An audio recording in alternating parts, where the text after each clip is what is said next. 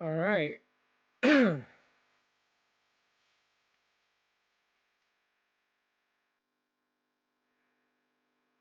right. So let's see how this goes. I am trying something different. I'm actually live streaming from OBS right now.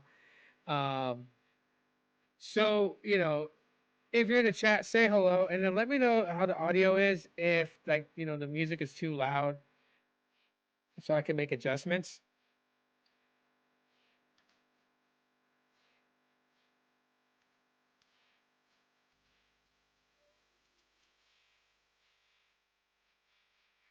All right. I posted that in the chat, so hopefully you guys should be able to see that, and then I'll be able to see your guys' responses. So, like I said, as you're coming in, please feel free to let me know how everything is going, audio wise, all that stuff. Please let me know. Um, I'm gonna bring this down just a tad. Hopefully, it doesn't mess up the entire thing. But this is like this is a throwaway live stream, anyways. This is more of just like a test to see how things are with OBS. So then that way that I could get an understanding of how OBS is connected to Restream and how it's doing the broadcast.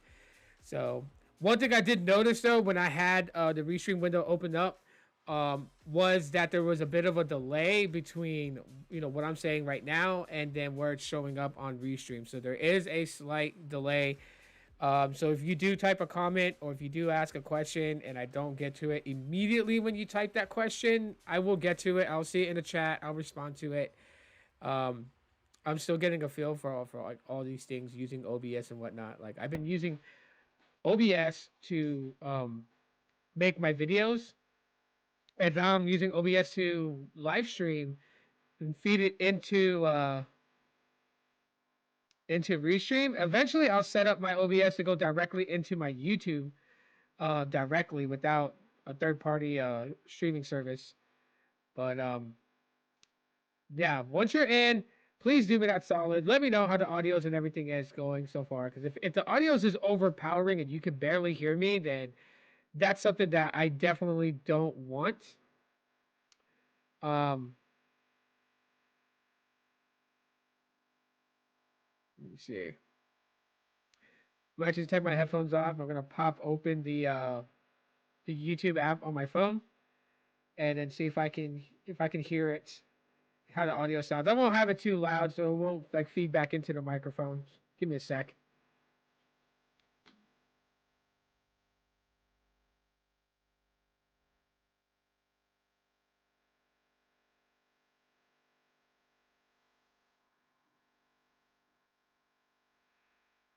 I have it on low, and so I'm listening through the bottom speaker. Oh my god, try to skip that ad. But yeah, I am. I don't really hear anything.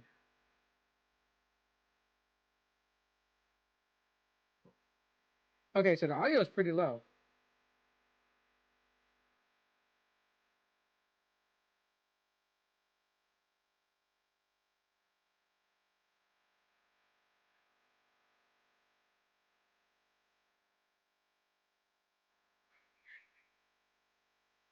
Okay, so it's at a decent level, I would say, because it's not overpowering. It's not overpowering my audio. So it's kind of faint. I guess that's a good thing. Or you guys can hear my fan going off, and that's just because it's getting hotter in my area. And this apartment, it's an old apartment, so it traps a lot of heat. So if you guys hear that fan blowing over there, it's to keep air circulating so I don't overheat, pass out on a live stream in front of everybody. Anyways, so a couple things I'm going to talk about real quick in this live stream. Um, so it looks like that basically Helium Mobile now has RCS on iPhones, and this took a little bit of time for Helium to kind of put out. Right, every other carrier, little by little, has been setting up, RCS for customers that use iPhone, and like I know, I get it.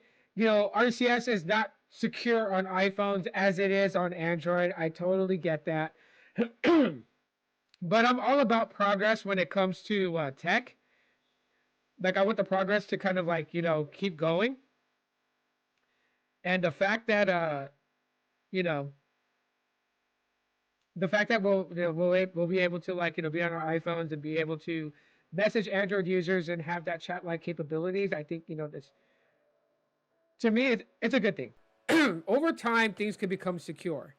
They can make things secure going forward. They can add that level of security that we're expecting from RCS messaging on iOS. But in the meantime, right now, and for what it is, um, being able to have that connectivity with other Android users, thumbs up.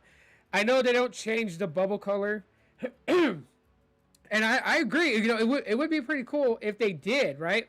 Like if regular SMS was a green bubble, iMessage was a blue bubble, and say RCS messaging on iOS would be like a purple color or a yellow color or something. Something to differentiate so because that's like the only level of complaint that I have when it comes to RCS messaging on iOS is that the bubble colors are the same as SMS text messaging, and so the only way you're really going to know is when you look at the bottom of your text thread to an Android buddy that has RCS, and it says text message, and then right next to it it says RCS in the chat field that you would type in.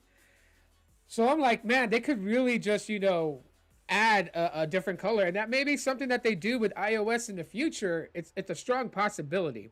It's an absolute strong possibility that they do that in the future, and they create this level of difference. If they don't, I would find it so totally strange because one of my favorite apps that is no longer a running working app was Google Hangouts. And God, I really like that thing because it was an all-in-one messenger. It was an all-in-one everything. It was coming to the point to be an all-in-one for phone calls, carrier messaging, chat messaging, Google Voice text messaging. You had it all. And I mean, I was able to understand the differences between the different threads on Google Voice, but a lot of people didn't. And like I said, there's not one person that's like the gold standard for everything that goes on with that. So I understand when people wanted a little bit more separation, or they wanted a little bit more like a way to differentiate the different chats and change it up a bit. So I kind of want that for iOS with RCS messaging, text messaging, and iMessage. Because like my sister has an iPhone, so I chat with her with iMessage.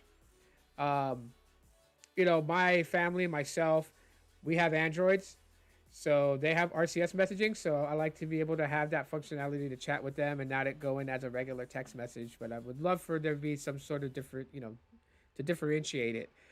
I don't know how you guys feel about iOS with RCS and whatnot, but anyhow,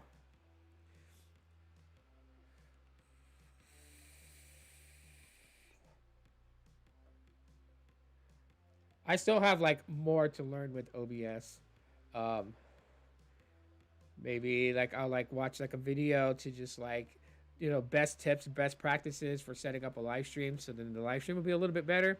And I need to download some more audio tracks that are um, non-copyright or whatever. This one claims to be no copyright, but I'll find out later because YouTube will tell me. Like maybe like after an hour after the stream is processed on YouTube, if it's copyright material in there, they'll hit me with it. If the copyright owner wants to split the monetization, I'm down for it. We can share, whatever. You know, me going live is not always about making money and stuff like that, so I'm not too worried about that. Um, but I kind of like being able to use like my own beats. I like 8-bit music. I don't know about you guys, but I do. Call me a nerd or whatever you want to call me. But I just like jam it out to like 8-bit track music that has like an inspirational type sound. Um, or lo-fi, but like some real like lo-fi, kind of like vinyl, crackling sounds with earthy like mood melodies. Like if I can envision myself being like in a log cabin on a nice cool evening with the fireplace running and like some drizzly rain outside, that would be fantastic. That would be absolutely fantastic. I could chill to that. I literally could chill to that. But that's the type of person that I am. Um, Sometimes my kids get very embarrassed by me with the type of track music I like to listen to. Sometimes I like to listen to, I guess today's generation calls it EDM. When I was growing up, it was called trance. So I like trance music every now and then, especially like when I'm like working on projects and thinking about things. I like to have, that upbeat, bass, drum, hi-hats, and all those things just kind of kicking at a fast pace. Um, that's just me. So if you're wondering why the level of music is this weird kind of like video game style sound, that's just my forte. That's what I like. Um, yeah. So anyways, kind of went sidetracked there. Back onto Helium. Yeah. So I did, that's a cool thing. I made a little shorts. So there's a short video clip on YouTube where I kind of show you guys that RCS is available on the iPhone 11 Pro Max. It's available on my iPhone 12 and any other iPhone that there is out there. If you have Helium mobile service, then definitely go and set that up. If you don't know how to set it up, you basically go into your settings app, go scroll all the way down to apps, choose that, scroll all the way down to messages, click on it, and when you scroll down, you'll see a part that says RCS. Tap on it, and it's going to have a toggle switch to enable it.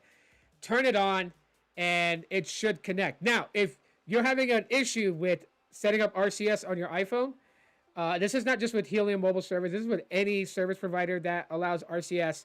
But if you're having an issue, all you really got to do is go into the settings app, type it on a search. It makes it so much easier instead of having to find it through all the different tabs. But just type in, network reset or reset, and it'll show you the option. Click on it. Be careful so you don't wipe your iPhone. Choose network reset. Once you choose network reset, reboot the phone, and you should be golden from that point. You should be able to connect RCS once it boots back on and everything's set back up. Of course, you'll have to reconnect your Wi-Fi and your Bluetooth items, but RCS should then configure, turn on, and activate after that point. Shout out to Ashley at Mobile X, my homegirl. She was the one that kind of walked me through that when I was having issues with RCS enabled on Mobile X. She was letting me know how to get it, active and working. So, with that being said,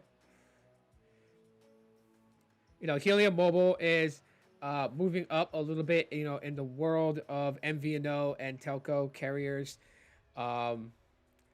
There are some things that I do notice that people are kind of like a little bit upset about. Those people that had Helium Mobile and then they left Helium Mobile, their account gets shut down. Because if you don't know, if you don't pay your bill for Helium Mobile and you go, I think it's like 60 days with no activity, no attempt to pay your bill, your service is suspended, they will close your account.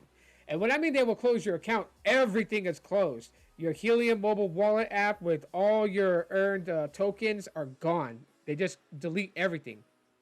So when you try to come back, especially now, you're stuck in this level with having to go with the new setup when it comes to Helium Mobile, having to go with earning cloud points, and you get the option of the 3 new plans, right? The Zero, the Air, and the Infinity plan, but you lose out on the crypto side of it, and that's where it becomes a big issue for people out there that were getting crypto back in the day and decided to come back to Helium Mobile. And this is why when it comes to companies like Helium Mobile, I don't close out my account with them.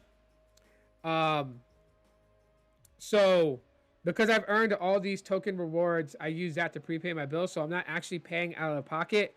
Once I run out of funds to basically, in theory, make my service with Helium Mobile free, that's where, I will start paying the $20 for it.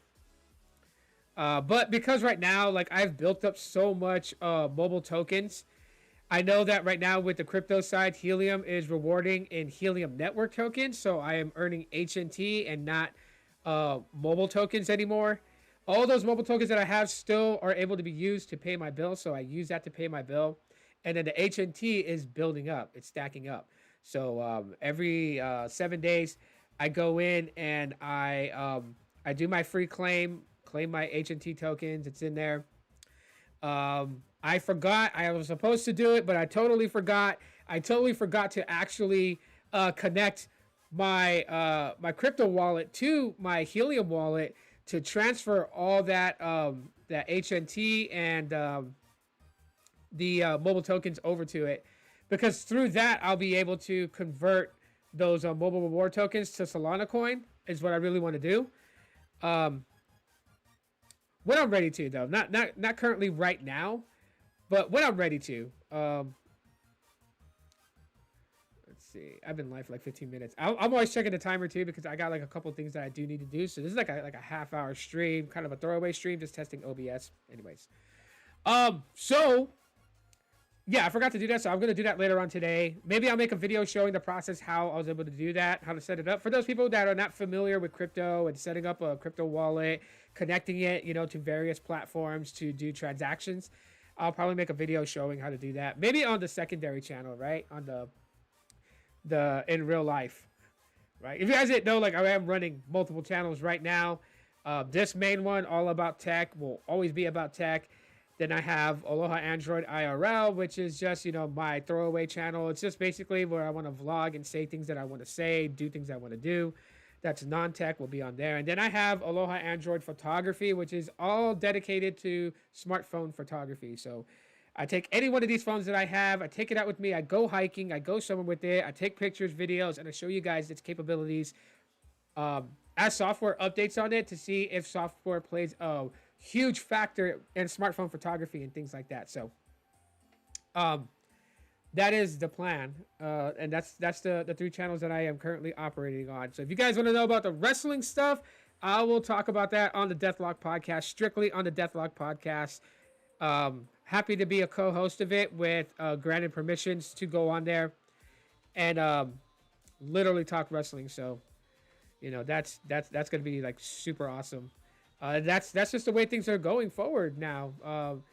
Being that we're in this time. I don't know. I guess like on YouTube, we're in this state where things are starting to slow down. Like my views have gone down and all that stuff. I know everybody else is not affected by it, but I am. I'm a very old channel with very slow growth. I don't invest money in promoting videos. I know some people have told me to do that. I may eventually do that one day. I don't know, but as of right now, no. The absolute funniest thing about it, though, is that I still continue to get subscribers. What's up? Recent 760 Adventures. What's up? What's going on? Glad to have you here. I'm like testing live streaming from OBS. OBS is connected to Restream. Restream connected to YouTube. Eventually, I'll set up OBS directly to YouTube and everything like that. But when I start building some things to make to make the live streams a little bit better and stuff like that. So hopefully you're enjoying the live stream. I'm just generally really kind of just talking, hanging out, seeing who pops in, who doesn't come in, that type of thing. So I figured it's Blaze because of the 760, but I read the the username. That way, if like somebody else has like 760 in their name, I mean, there's really nobody watching. There's like maybe like 2 of y'all in here. But if there was like a bunch of people in here, make sure that people don't get confused of who I'm directing my comment to. But I'm glad to have you here. I'm just hanging out. Tell me, critique my live stream right now. Tell me if the audio is fine, if the background music is too loud or too low.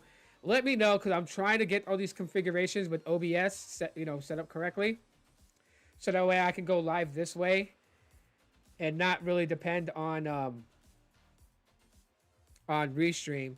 Eventually, I'll plug this directly into YouTube, like the stream keys and everything. I'll put it directly into YouTube, so when I go live, it goes live on YouTube. As I really don't live stream anywhere else. Like Facebook doesn't let you keep your live streams more than 30 days. It'll delete it. And that sucks though, because then that means that people after a month that didn't catch it will miss the replay. So it is what it is on that. But yeah. So anyways, yeah, just like, let me know how things are going. I am fully excited. We got 6 days left for the Pixel 9a release. And like I said, I have funds set aside to order this phone. Now, I don't know how. Oh, shoot. I hit my microphone. Now, I don't know how I'm going to order this. I really don't. If I'm going to do it through the Google store and order it from there and have it shipped to me, or if like Best Buy down the road is going to have them. I keep talking to the guys there and they're being really mean. They know who I am. I go in there all the time. Like Best Buy is a grown man's Chuck E. Cheese. That's where I go to get centered in the universe. And I'm always in there. I'm like, hey, like the other day I was in there. I was like, hey, are you guys gonna have the Pixel 9a on April 10th ready to buy in store? And the guy just looks at me. He's like, "Oh, well, we're not too sure. We're not too sure, but I think we are. But then again, we might." Like he's totally jerking my chain, and I'm like, you know when it's coming to Best Buy, you know. And so like, I'm like still trying to hound it out of him because if it's at Best Buy, then I will do an online mobile order pickup at Best Buy. Buy me the Pixel 9a, go drive over there and get it, come home, unbox it. That's the reason why I'm setting up OBS too, is because I'm trying to set up my other, like I use my smartphones as webcams. I don't know if you guys know that, but I'm trying to, like I have like this little thing set up here on my computer desk and I have it pointed downwards to mount a camera there, plug it into the USB to connect to OBS as a secondary camera so I could do like a live unboxing of the Pixel 9a.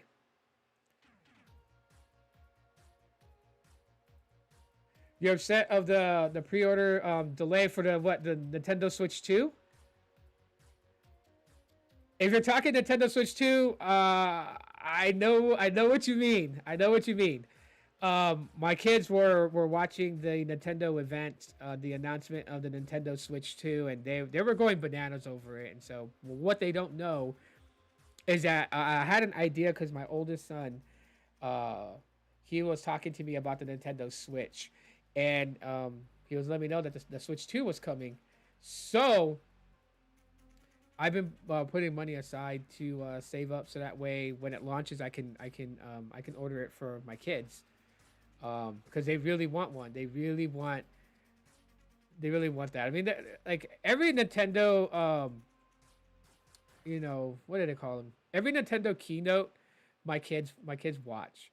My kids are big Nintendo fans. They really are. My youngest son, he likes to hijack my computer because I have an emulator on here. I have I have Steam for cloud gaming, and then I have an emulator that allows me to download any game ROM and play it. Right? It's got like various connections. It's like a hub for various emulators, and so he always goes for the NES emulator and just starts playing a shit ton of old school games that I grew up playing. But yeah, the delay is, I don't know if that's like in the world of tech, if that's like the new trend, like, oh yeah, let's delay the launch of something. Let's see how many people get butthurt and mad to gain some hype behind it. I'm like, I mean, I know what you mean, right? It's the same way how I felt when the Pixel 9a went up live on Google's website, but then you couldn't buy it, and then come to find out it was delayed because of a hardware component, which we know was the battery. Now all Pixels are going to start getting this battery assistant that's supposed to throttle the battery as the phone gets older. And I don't know, maybe I'm not speaking English. Maybe my words are muddled. I don't know what it is, but I want to clarify this. The battery assistant is not throttling the Pixel 9a directly out of the box. You have to put like years on this device in order for the assistant to throttle battery. It will throttle voltage power when charging. It will throttle battery capacity. So out of box, it's 5100 milliamp hour battery. And like 5 years from now, it could cap it at, 4,600 milliamp hours. 7 years from now, it could cap it at, 4,100 milliamps. They're trying to not have a repeat of what happened to the Pixel 4a. That's what they're trying, to avoid. So yeah, the delay thing. I mean, Nintendo Switch. Oh man. But for the most part, I mean, I generally thought it was gonna be lackluster. Like I really thought they were just gonna add like one new feature in the Switch 2, but it really wasn't that at all. Um, so I'm okay with it. I'll just have to bite the time, wait it out, and when it comes out, it comes out. Because like the other things that's happening with the world of Nintendo, I was thoroughly shocked. Apparently, and if I'm wrong, someone tell me that I'm wrong. But I've been hearing there is going to be a Legend of Zelda movie. And if that is true, WTF Nintendo, it's about freaking time. And I said this to my kids and my wife when we went to go watch the Super Mario Brothers movie, the animated one.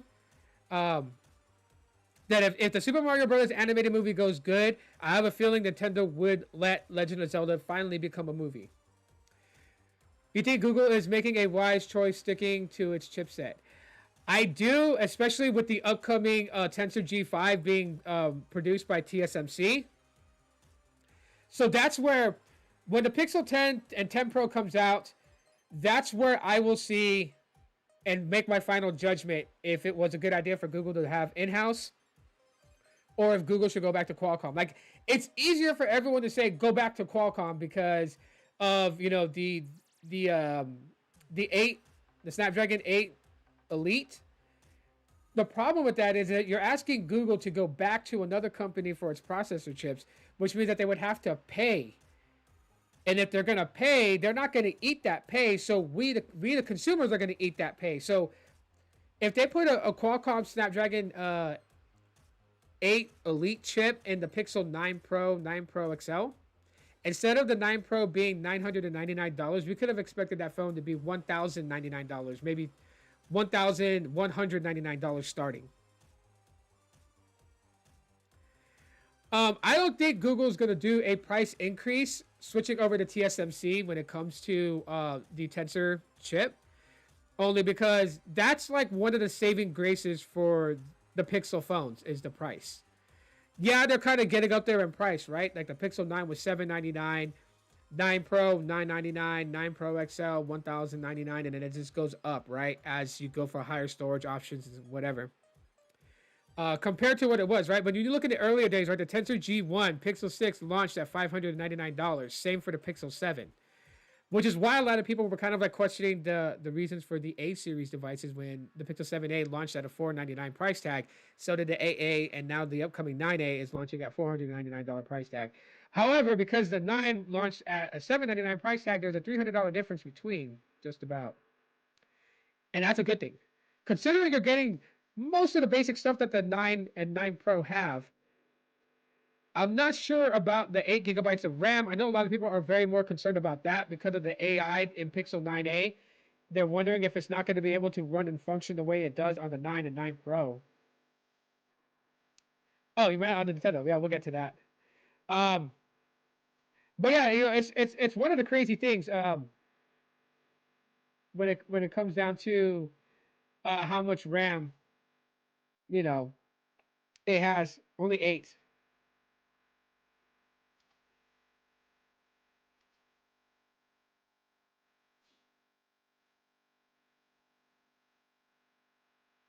Yeah, I'm pulling up stuff right now because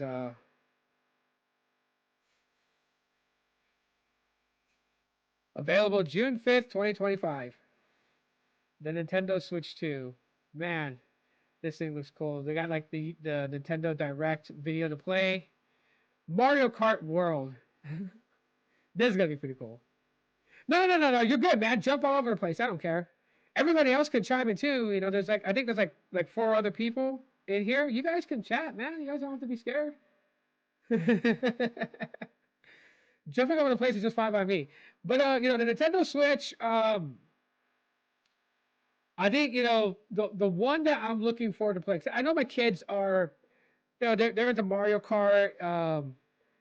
They're heavy into that. My my game that I'm interested in is Hades 2 and Metroid. Metroid and Hades 2 are the two that I'm really kind of interested in. And then you got this really cool game here called Split Fiction. Kind of want to play that out. like play that game. Donkey Kong Bonanza. I mean, they're going in. I know some of my friends are talking about that they didn't talk about a new Zelda game, and I'm gonna tell people right now, Zelda games take a long time to create. Like, I watched a YouTube video where the developers of Twilight Princess, when they started creating the game and how long it took them until it was finished and it was launched on the Nintendo Wii.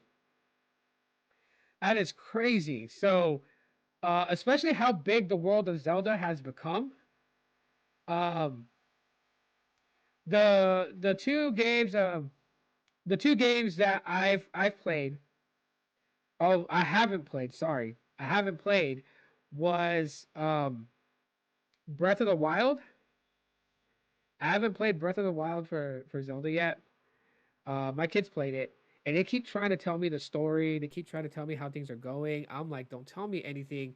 I want to play the game myself because I've played different. I played majority, almost all the Zelda games ever released, and so like I could fit the timelines correctly. I could fit the split in the timeline. If anyone is a big Zelda geek like I am, I know about the three different timelines that you know.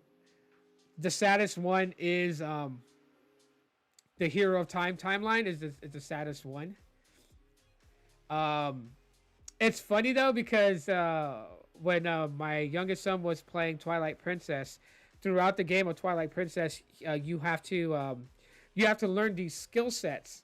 So you end up meeting a wolf spirit, right? So you have to play the wolf song, which then unlocks where the wolf spirit is. Then you have to find him in Hyrule, and when you find him, the wolf like brings you into this trance-like world, and then the wolf transforms into this kind of he looks like a Staphlos, like those skeleton warriors, but he looks a little bit different. And then he teaches you a technique with the Master Sword. And I was telling my son, they don't directly say it in Twilight Princess, but that spirit that's teaching Link all the different techniques with the Master Sword that he can use in combat happens to be the Hero of Time.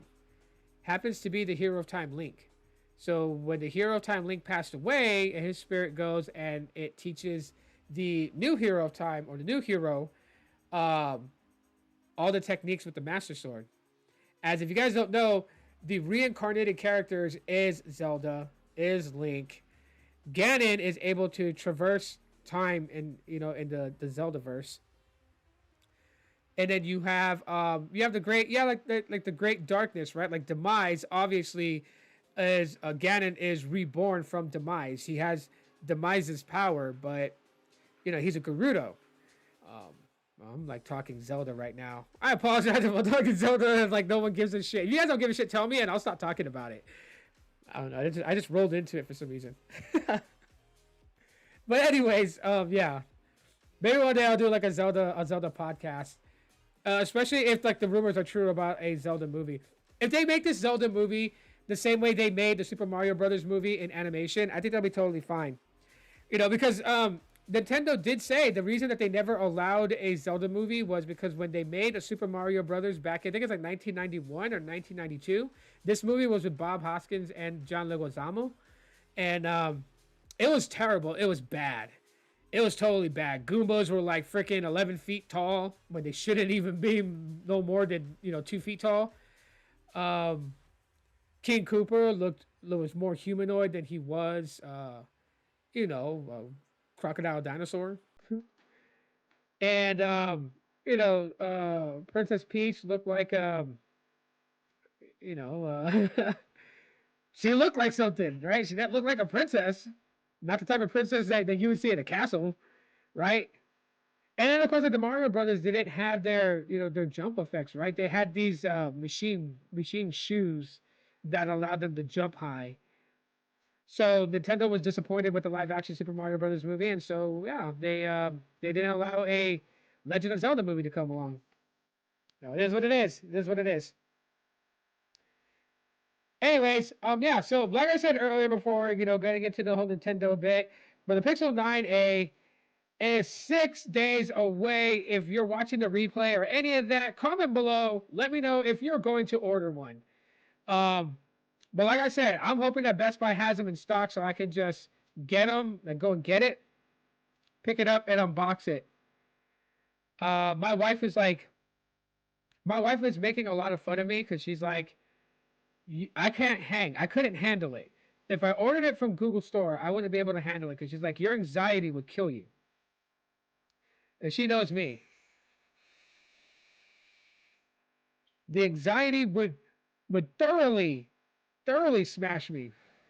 I am one of those people that if I know I got a brand new smartphone on the way, like especially if it's day of delivery, I am on the tracking like left and right. So Pixel 9a versus Nothing phone. What are my thoughts? Which Nothing phone? Like the new one, the 3a?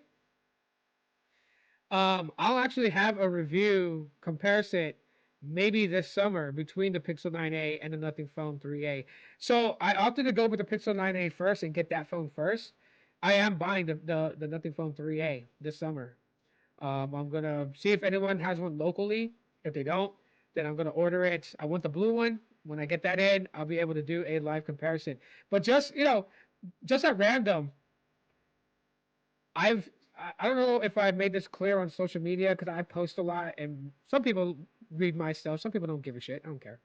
But I said that if because people have claimed that one day Pixels will go to the Google graveyard. If Google decides to shut down Pixel, they stop producing um, hardware, which I doubt they will. But if they did, I made a declaration that nothing would be the phones that I would geek out over as much as I geeked out over Pixels over the last several years. The Nothing Phone 1 is still one of the devices that I currently use quite a bit, even though it's outdated, right? And it came out what in 2020. It's like almost 5 years old. This July it'll be 5 years old. It's running Android 15. It's not going to get anything else more than Android 15. I'm assuming, unless Carl Pei is a sweet guy and gives us Android 16 on the Nothing Phone 1. But it's a very solid phone. The only thing that I am concerned about with my Nothing Phone 1 is finding a place here to do a battery swap. Because I do know the battery is degrading on this. I'm pretty sure the battery capacity is maybe like at 90%, maybe already at 87%. Um, so it's not getting its full capacity of charging or anything like that. So I would love to replace the battery on it, but I don't know if there's any place here locally that has a skill set to take apart a Nothing Phone and replace the battery. It would be so badass if there was, because then I would get the battery replaced so it has more longevity out of it. But then again, I'm not a person that really has to have like the latest software. Like I know there's custom ROMs I can put on my Nothing Phone 1, but I am not the type of person that has to have like Android 16. I mean, today I'm rocking my Pixel 4 XL. I wiped it just to have a fresh install of all my apps, and it's all set up and ready to go. And I'm running it along with my iPhone 11 Pro Max. So I'm running two 2019 flagship devices along with my Pixel 8a that has my Metro SIM in it and my Nothing Phone 1. So I'm running like 4 phones. I don't know why. But I will tell you, at the end of the day,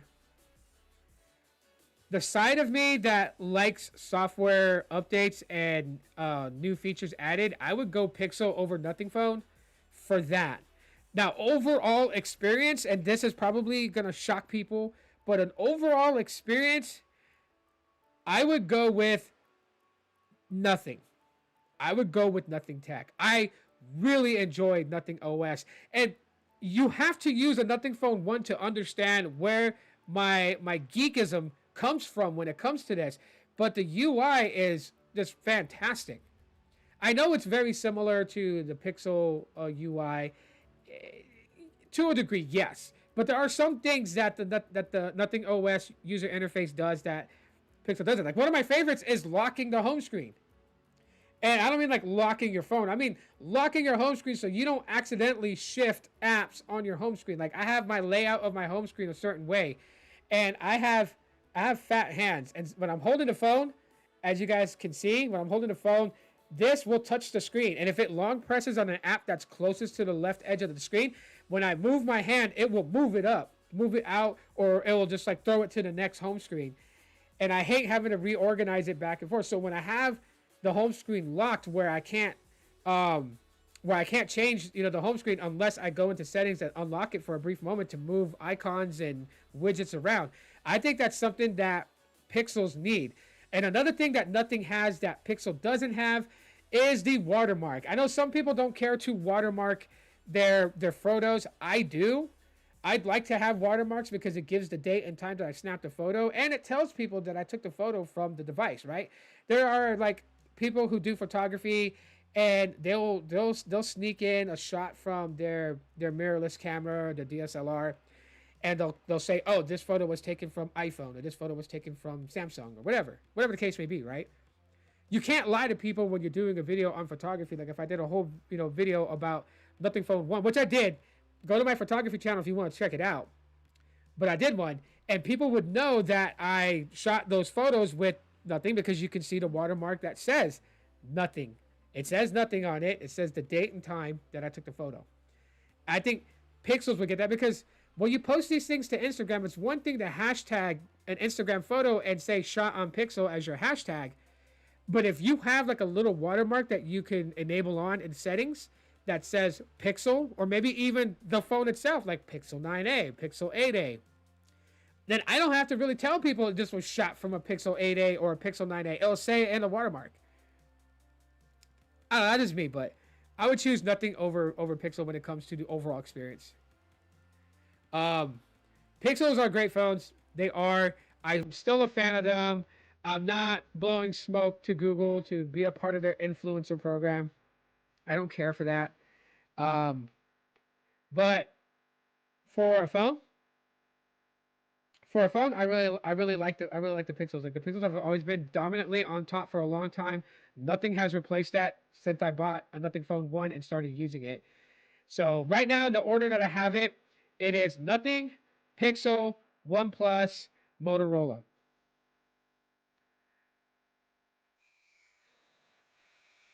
I feel like Motorola really needs to step their game up in supporting their devices.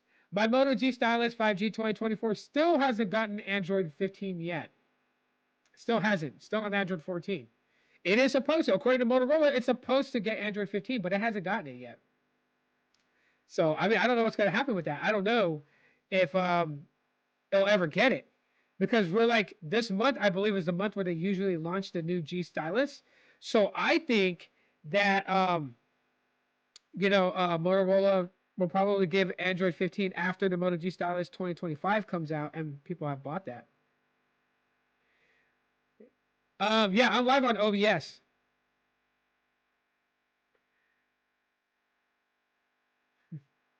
In terms of camera, Pixel 9a versus Nothing Phone, who do you see as superior?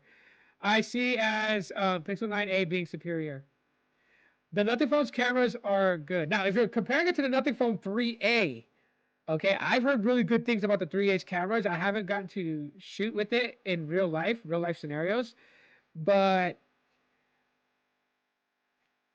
Pixel 9a, because there is a lot of things that you could really edit the photos, and so this is not really camera, but no, I'll still use Restream from time to time. But today I'm testing out OBS because I'm setting it up.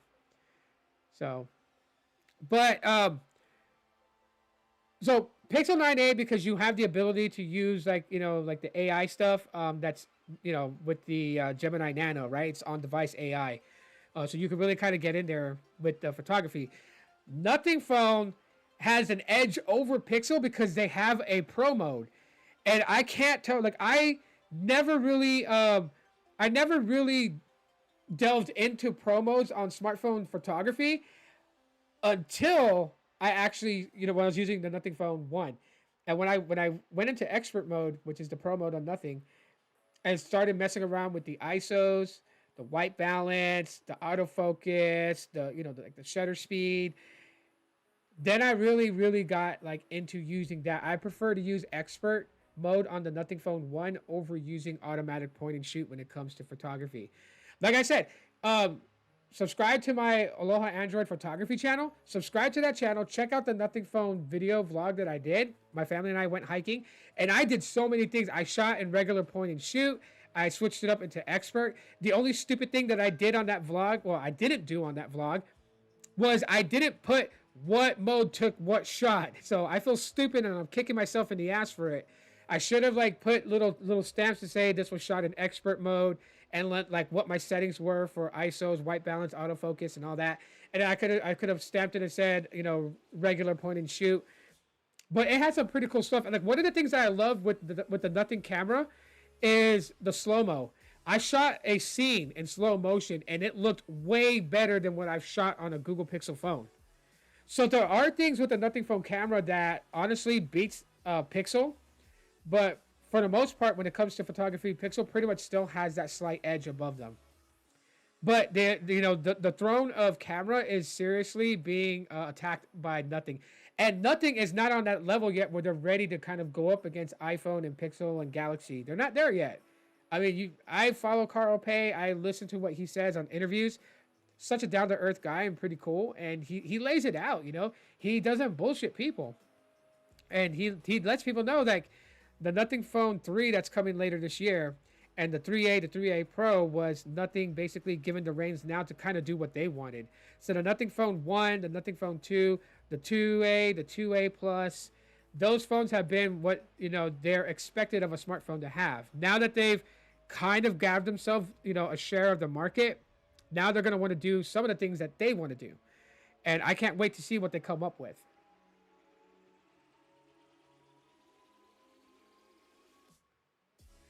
Yeah, I haven't heard anything else, Titus, about Moto being banned in the U.S. since that last article that I read. It looks like it's still on its way to being banned, but I'm not sure. I'm not sure at all. Hold on, I'm gonna send this photo to B-Tech so he can see like how things are right now. So I have OBS turned on. It's not that photo. I'm gonna send it to him on Google Chat. But yeah, I have OBS turned on, and then with OBS, I have a dock that's split away, that has all the chats coming in. So, and then I'll find out later today if like if oh wow, I didn't install Google Chat on my Pixel 4a or 4XL. Sorry, I was using the 4a yesterday. Um, yeah, we'll find out. We'll find out if the music gets dinged on YouTube. No, it's there. What the heck? Wow. This beat kind of reminds me of Dr. Mario. All right, B Tech photo coming your way, dude.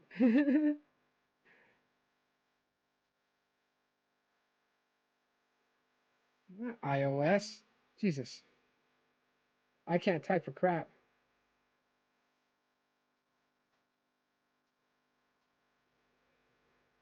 There, B Tech. I sent you a photo of like what's going on, but yeah, I'll still be using Restream. Yeah, StreamYard and Restream are like just like easy to navigate through everything, right? When you really don't want to huss and fuss with everything.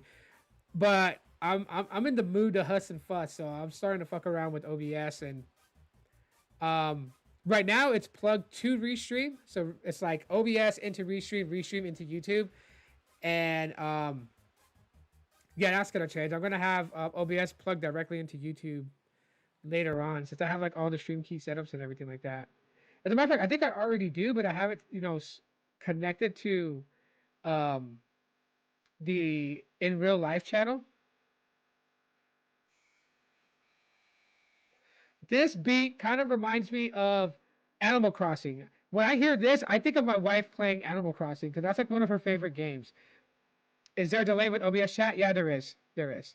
So, um, I looked at it earlier because I have Restream up on my browser. When I look in there, like the things that I'm saying is delayed, so there is a slight delay.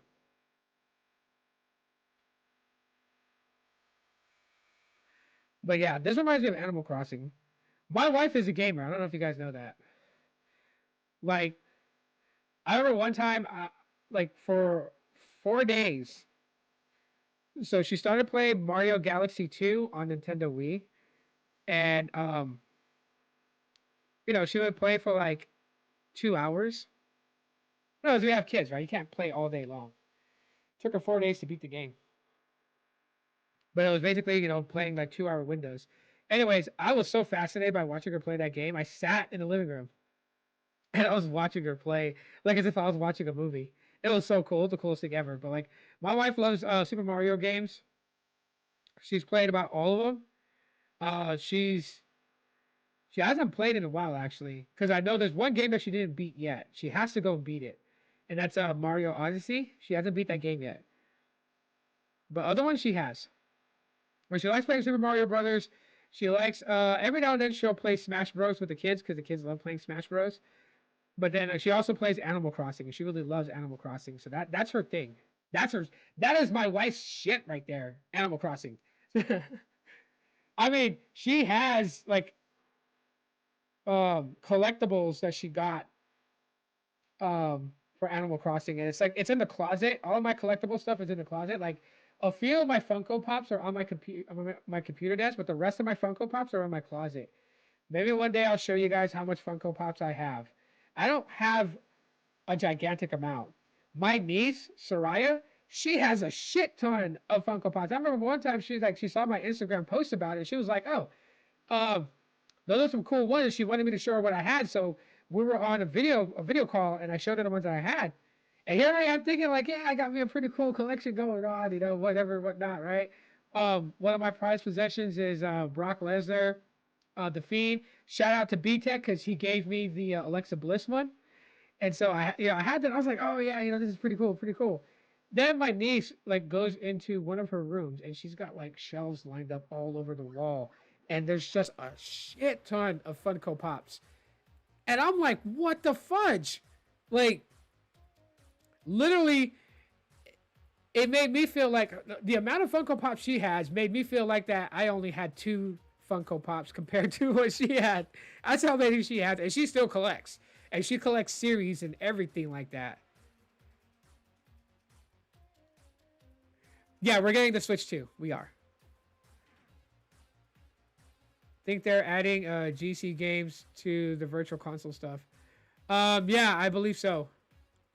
Yes, my girlfriend is a huge Animal Crossing fangirl, although she always likes. I'm gonna go villager. Yeah, I know what you mean. I know what you mean. Wow. I used to have a bug collection, like a real bug collection, like real bugs. Because I'm thinking about.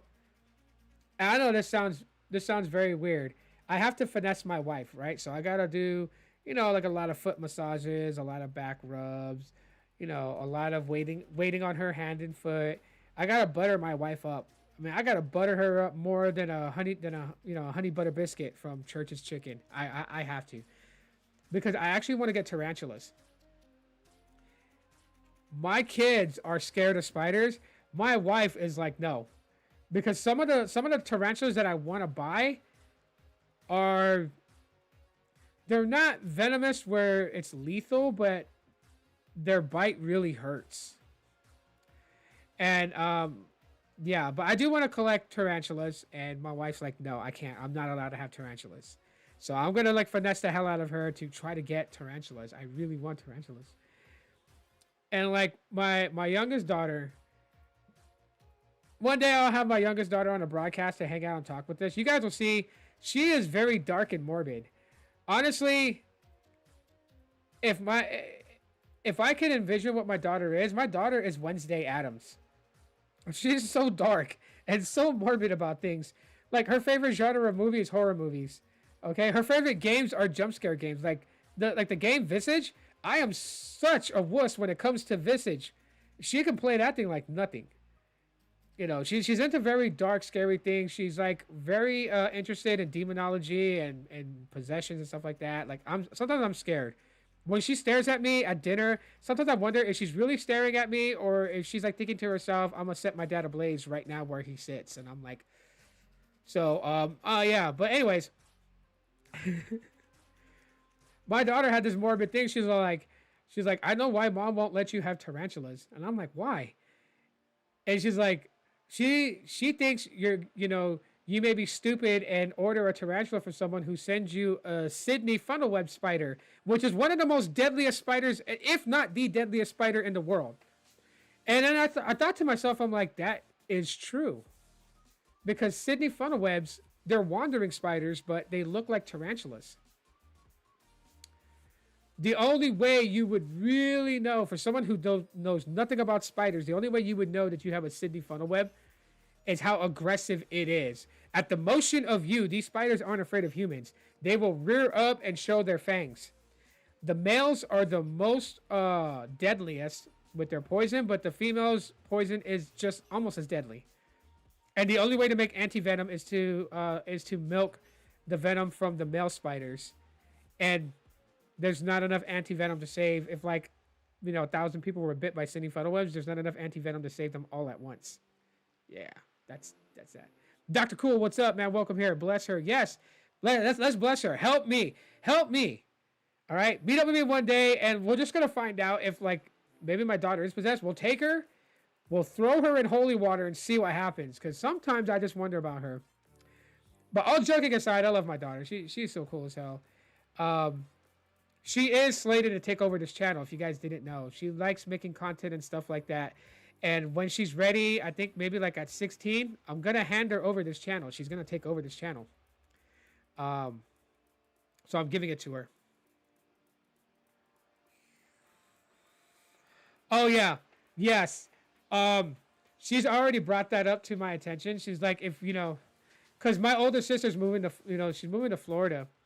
And so my daughter's like, are we ever going to go visit Auntie Sonia in Florida? I'm like, yeah, we're going to go see your Thea. We're going to go see her in Florida when she moves there. So then she mentioned that. And she mentioned Horror Nights at Universal Studios. I was like, oh, man. My daughter, okay, if you guys want to, after this, YouTube 13th floor haunted house in Phoenix, Arizona. YouTube that. YouTube Fear Farm in Phoenix, Arizona. Excuse me. Okay, my daughter goes to that, and to her, that's lame.